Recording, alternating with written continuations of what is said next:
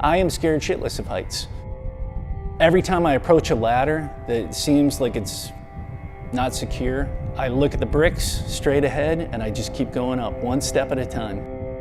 I know if I don't do it right then and there, I'm not going to do it.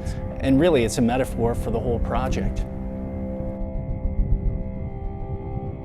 My name is John Sauvé, and I am the artist behind the Man in the City project here in Detroit, Michigan.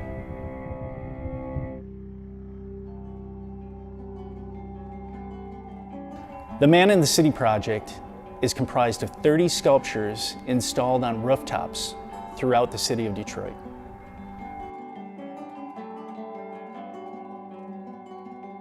The image that we used came out of a series of prints that I did a number of years ago.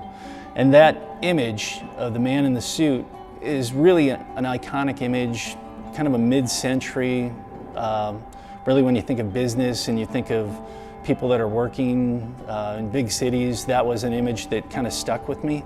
And it was always the shadow. There'd always be another image and then that was the shadow.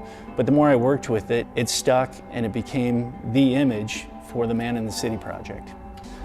The image itself actually signifies a lot of different things for me and on a lot of different levels. And when I think of it, it's not going to be the same as when someone else thinks of it. Everybody brings their own baggage to art.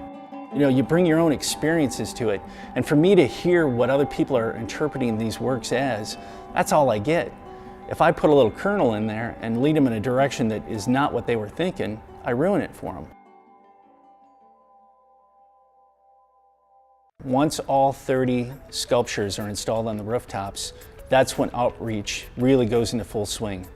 We've done about 4 fundraisers throughout the city, helping kids art programming.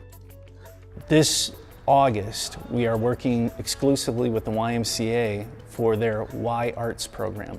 It's a 4-week program in which the kids learn about media, learn about film, as well as learn about working in sculpture.